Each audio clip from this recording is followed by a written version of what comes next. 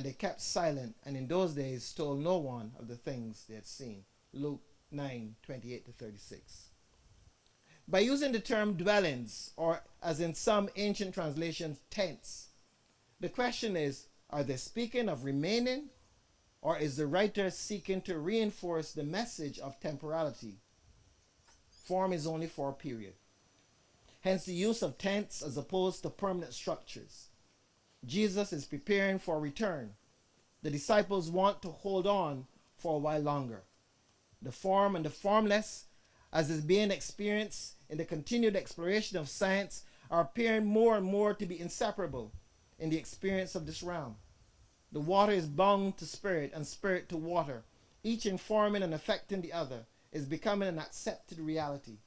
More and more, from a place of science, we are seeing how thoughts affect reality. The experiments of Dr. Masaru Emoto demonstrates how thoughts directly affect water, inferring that form is constantly being acted on by the formless. Scientists have indicated that the mere act of observing something changes that which is being observed. It goes without saying as well that experience of the thing, whatever that thing may be, influences the observer. Hence, the dance of form and formlessness is at the core of that which is called creation. Spirit has entered into relationship with water, which is of itself is contained in spirit, and this relationship is what we call human life. The awareness of the relationship and the parties involved is crucial to what has come to be known as the awakening or enlightenment.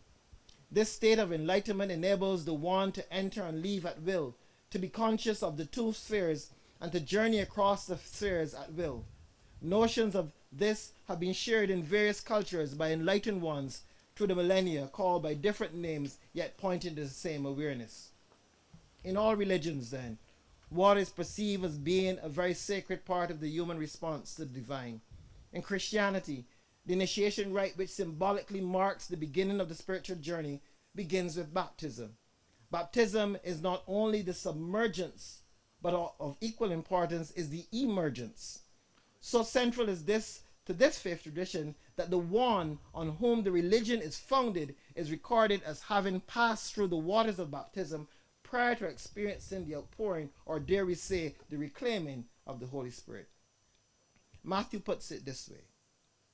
At that time, Jesus came from Galilee to Jordan to be baptized by John. But John tried to prevent him, saying, I need to be baptized by you, and do you come to me? Let it be so now, Jesus replied. It is fitting for us to fulfill all righteousness in this way. Then John permitted him. As soon as Jesus was baptized, he went up out of the water.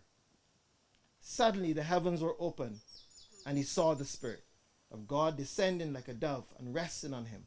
And a voice from heaven said, This is my beloved, in whom I am well pleased. Matthew 3:13-17. Our task then is clear. Like the one in whom we place our trust, we are being called out of water to a remembrance of spirit, and in that remembrance to recognize the mutual engagement of water and spirit, constantly creating something new in every moment. This leads us into the place of being conscious co-creators with God. Yeshua, in speaking as an enlightened one, declares for us the apex of this journey when he speaks, I and the Father are one. In case we are still missing the point, he continues in his prayer. My prayer is not for them alone. I pray also for those who will believe in me through their message, that all of them may be one. Father, just as you are in me and I am in you, may they also be in us, so that the world may believe that you have sent me. I have given them the glory that you gave me, that they may be one as we are one, I and them and you and me, so that they may be brought to complete unity. Then the world will know that you sent me and have loved them even as you have loved me. John 17:20-23. So therefore, there is life, which is a vibration. A vibration set in motion by what Genesis refers to as the coming together of water and spirit. There's a journey of spirit into water, but that journey is completed when the Spirit ascends from the water. The ascension from the water is colored by the experience in the water. There's mutual enrichment of spirit and water by this continuous interaction. Spirituality is the corrective that allows